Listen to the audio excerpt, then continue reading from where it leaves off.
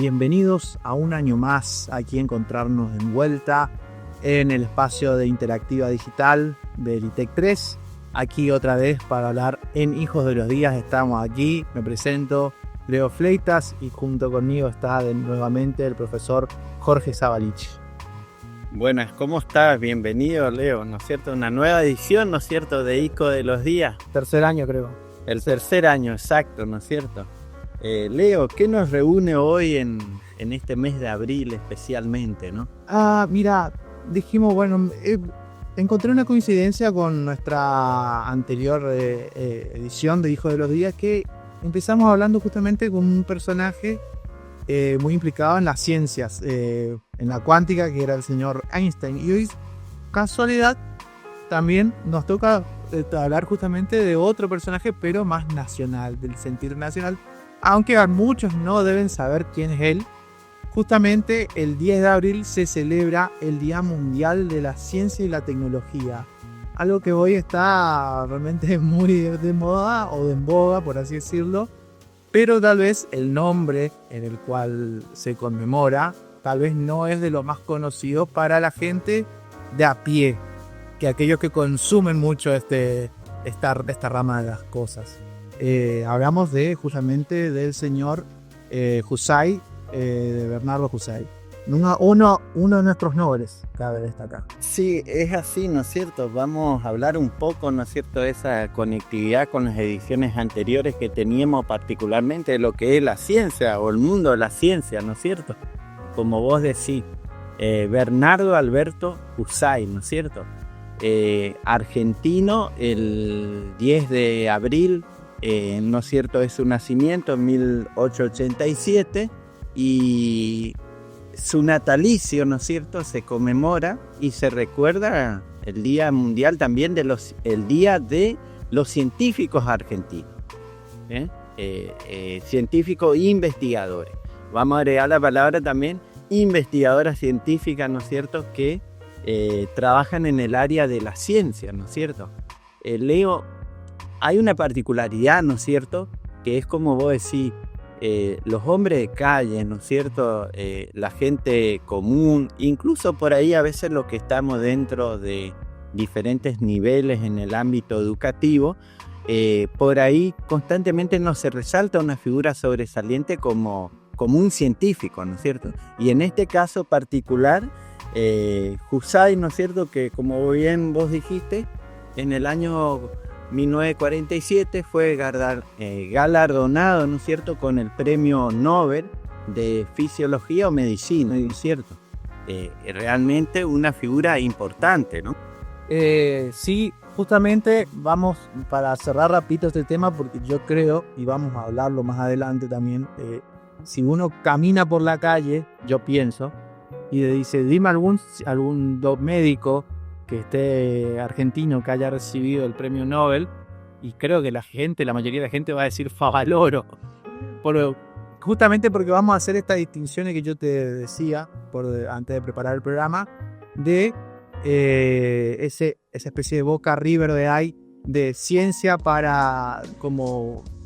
con cometido social, y la ciencia más dura de investigación de catedrático a nivel internacional, como lo fue Husay, porque justamente hasta hoy en día el país se debate por el hecho de estamos en vía de desarrollo, ¿por qué vamos a poner a investigar en esto? Estamos en crisis, ¿viste? Tenemos que dedicarnos tenemos que mejorar la sanidad de nuestros hospitales, o las cuestiones que nos atañen a nuestro país, ¿viste?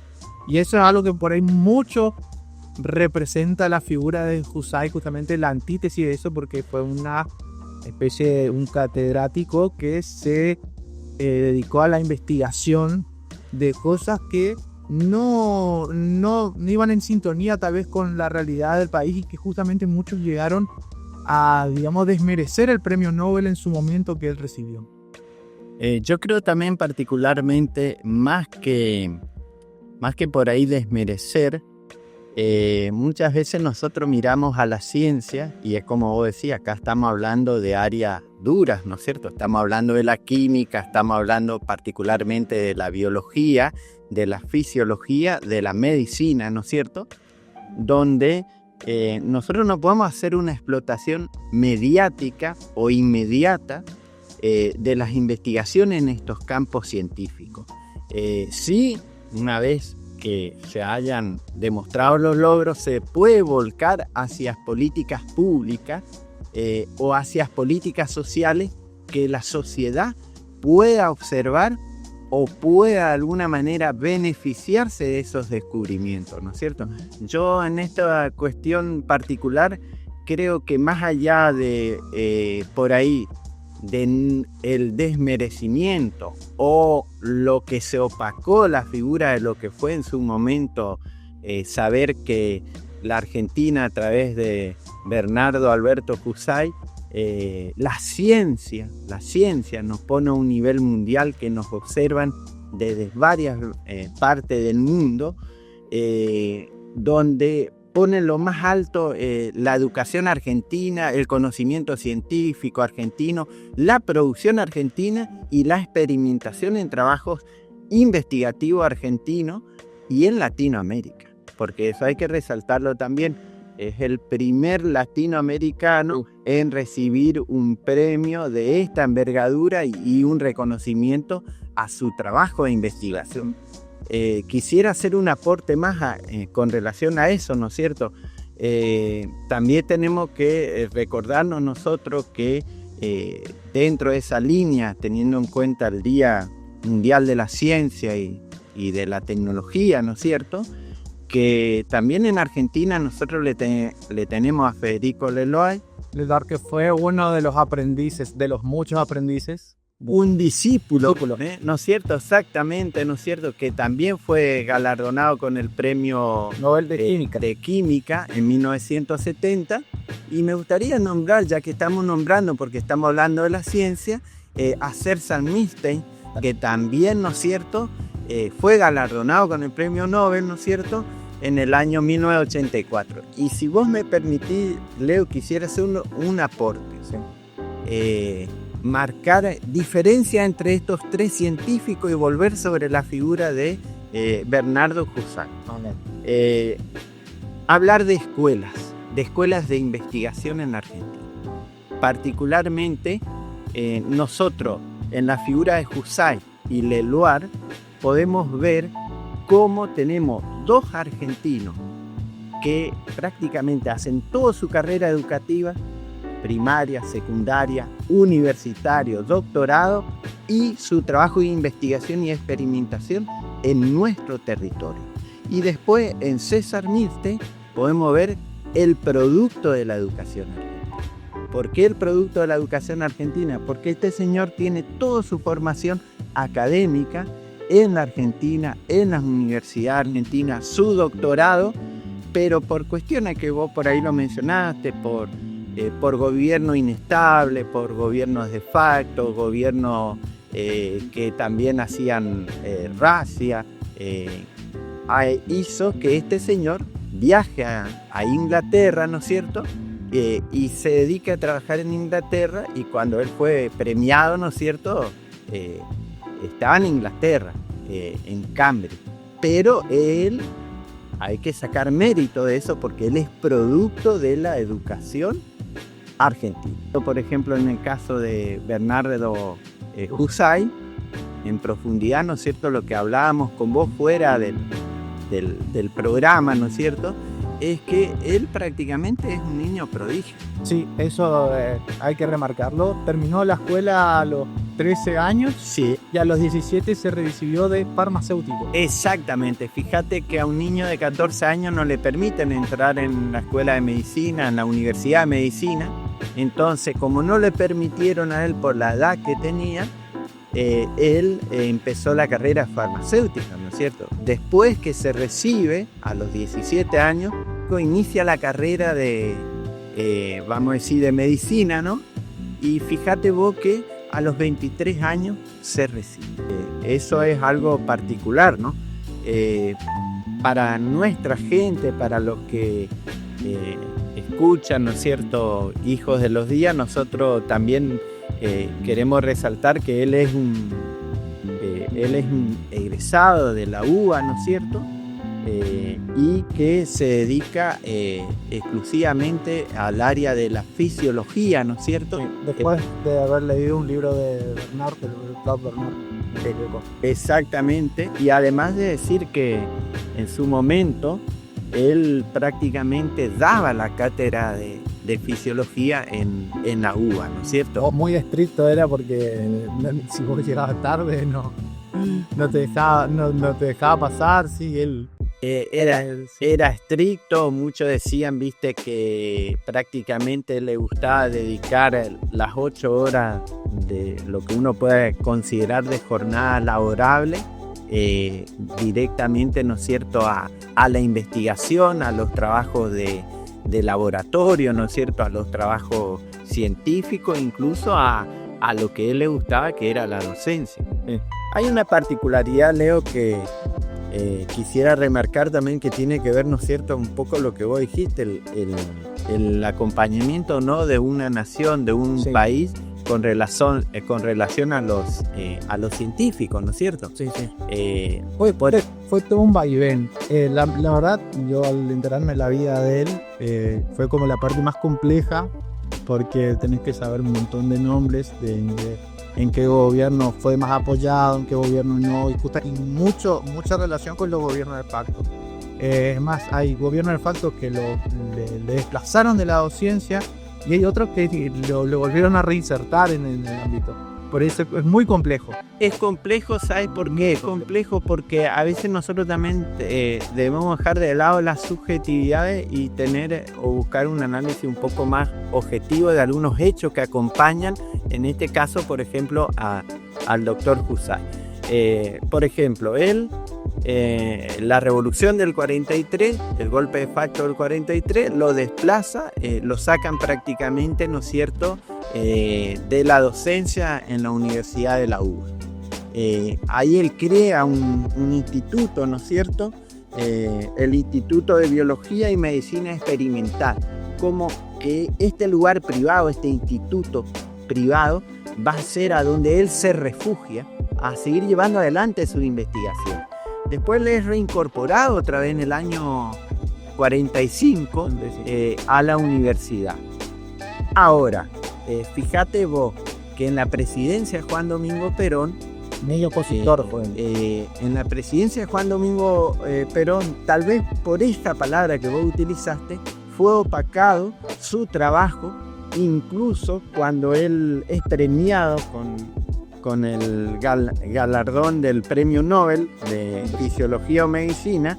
No se le da tanto agasajo, tanto acompañamiento cuando llegan a Argentina después de recibir ese prestigioso galardón, ¿no es cierto? Y tiene que ver justamente, no creo que en el fondo estructuralmente por el pensamiento que tiene él con relación a la ciencia, sino particularmente desde el sector de la oposición. Sí. ¿Por qué? Porque mientras este presidente o esta figura emblemática, Juan Domingo Perón, lanzaba su campaña presidencial, el doctor Husay acompañaba a Tamborini, a la Unión Democrática, en los actos, también impulsando la figura de este señor como candidato a la presidencia.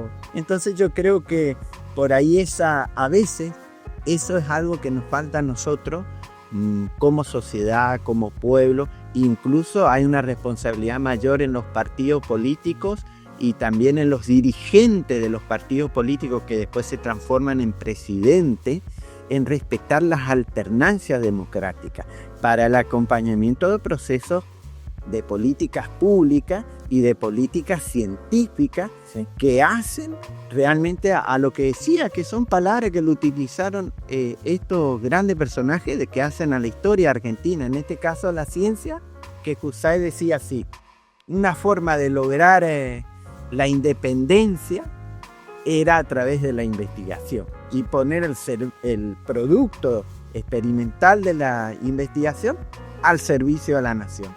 Fíjate que este señor, acá tengo en mis apuntes, ¿no es cierto?, fue parte, impulsor del CONICET. Sí, eso más adelante. ¿Sí? Mucho más adelante. Mucho más adelante. Ya, por ejemplo, en el año 5 de febrero de 1958, en pleno gobierno de facto, vamos a decir, Casi se impulsa el CONICET. Yo lo que sí tengo entendido que para la fundación de este ente, USAID mucho indagó o tomó modelos de Estados Unidos y de Francia, de los entes de allá. Toma modelo, y en realidad lo que él propone también, viste, tener en la cabeza de estos entes, de lo que sería el CONICET, tener un grupo colegiado que dirija este organismo. Y además lo que busca es la independencia para la investigación científica. ¿Qué significa eso? Significa que ese ente tenga autarquía, que prácticamente tanto el Consejo Nacional de Investigaciones Técnicas y Científicas era un ente autárquico. El CONICET, como lo conocemos, Consejo Nacional de Investigaciones Científicas y Técnicas, también es un ente autárquico.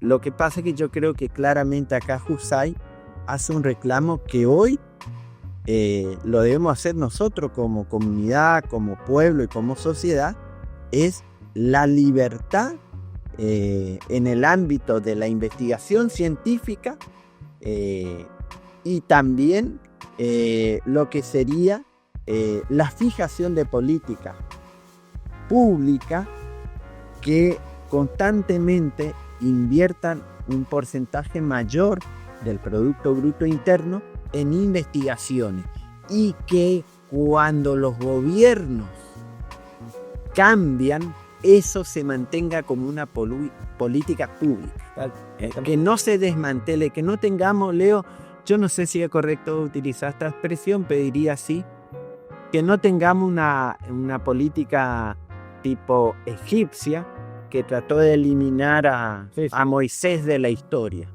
que resaltemos aquello que un gobierno, indistintamente a qué partido político pertenezca, hizo bien, una buena inversión, un buen desarrollo. Claro, fue un gobierno de facto. ¿Me entendés? Y yo creo que de alguna manera a raíz de la maduración democrática que estamos teniendo en la sociedad argentina, si bien por ahí los gobiernos o los políticos a veces muchos no acompañan, pero sí en la sociedad, en la comunidad hay un acompañamiento a esa alternancia democrática. Otra cosa, de vuelta por ahí redundo, así como hubo falta de reconocimiento en el momento de recibir el Nobel allá en el 47, también hubo esta pequeña, vamos a decir, esta falta de apreciación cuando se crea el CONICET, de vuelta por lo que yo decía al principio del programa, un ente enfocado más en la investigación de ciencias duras que aportan poco a la realidad del país. Que ocurrió eso y bueno, hoy en día también de cierta forma ocurre. Por eso es que quería resaltarlo, porque es una discusión hasta hoy día presente y así pasó también en su momento. Yo creo que lo que nosotros tenemos que ver también es que hay áreas de la investigación como son la biología molecular, la fisiología, la medicina, la química y la propia física, no traen respuesta inmediata. Muchas veces se espera y hay que ver la exigencia que tiene también una sociedad cuando esto aparece, que se pueda ver en lo social, que se pueda ver en salud pública, sí, que se pueda ver en el campo del desarrollo de industria y tecnología. Por ahí hago esta salvedad para que la gente entienda un poco lo que hizo USAID. Él hizo un gran aporte para la diabetes, para el estudio de la diabetes. Resumidamente es una apuesta a futuro. Apuesta a futuro. Y la sociedad tiene que entender eso por los propios beneficios de calidad de vida, sí, y por los propios beneficios que puede dar en desarrollo, sí, tecnológico y también en mejorar lo que decía USAID o el sueño de él, una Argentina más independiente, más libre. Exactamente, o sea, que que bueno la aportaste porque no la habíamos mencionado y de las cosas más importantes. Él descubrió funciones de la glándula pituitaria, la hipófisis, y su relación con la diabetes y bueno, y cómo ayuda a tratar este problema ya en el 47. Y hoy, mirá, es un tema actual. Mucha gente que hoy en día la padece. Y se ve jodido que es la diabetes, ¿viste? Leo, para darte un dato, no es preciso, pero para mencionar, para que entendamos, ¿no es cierto?, lo que vos estás mencionando, la diabetes es una enfermedad tipo pandémica que afecta a más de 400 millones de habitantes. Así que pensaba un poco que el desarrollo de investigación científica que hace CUSAI, el aporte que hace, ¿no es cierto?, al descubrir esta glándula, ¿viste?, que de alguna manera, ¿viste?, es la que se encarga de regular el azúcar, el hidrato de carbono en nuestro metabolismo, ¿viste?, ayuda fundamentalmente al tratamiento de la diabetes, ¿no es cierto? Lo mismo lo hace en un campo ya más químico, más molecular, lo hace Leloir, ¿no es cierto?, su discípulo, ¿no es cierto?, que tiene que ver con las enzimas que descubre, ¿no es cierto?, a donde se puede entender, por ejemplo, que se van produciendo determinadas enzimas que producen un azúcar especial dentro del cuerpo, así como, por ejemplo, puedan revitalizar la energía del ser humano, ¿no es cierto? También acompaña a un proceso de mejoramiento para combatir estas enfermedades como la diabetes, para mencionar la que más mal o más afecciones tiene, no solamente en Argentina, a nivel mundial hablamos, ¿no es cierto? Eso es importante resaltar. Bueno, y hablando de resaltar, bueno, agradecerle este espacio genial que tenemos porque podemos resaltar estas figuras históricas que no están en boca de todos, ¿viste? Y hay que agradecer este espacio que podemos brindar, que brindás vos y yo y con todo el equipo de Interactiva para hablar de todas estas, por así decirlo, pequeños próceres, para no compararlos con los grandes próceres que tenemos, o vamos a decir íconos que han a nuestro suelo. No sé si te queda algo más por decir. No, yo lo quisiera resaltar, que creo que en los últimos años, viste, particularmente con relación a la ciencia, ¿no es cierto? Creo que por ahí la ciencia necesita federalizarse, así como el INTA, para llegar a todos los territorios y a todas las provincias de la nación argentina. O por ejemplo lo que pasó también, para cerrar, Leo, lo que pasó en la pandemia, la capacidad que tuvo el área del CONICET en Argentina, nuestros científicos, de agarrar y decir, bueno, mirá, qué rápido respondimos para tratar de encontrar un tratamiento con el suero equino, qué rápido respondimos para producir nuestra propia vacuna también. Y por otro lado, para lo que se necesitó mucho, los respiradores. Ahí uno ve el producto de la capacidad de tener un área científica de desarrollo y de impulso para nuestra nación. Y comparto con vos, es fundamental el espacio que nos dan a nosotros para que nosotros, desde Hijos de los Días, ¿no es cierto?, podamos resaltar esta grandeza de estos hombres que pasan muchas veces desapercibidos. Así que con eso podemos cerrarle. Y bueno, y con esto nos despedimos. Muchas gracias por todo.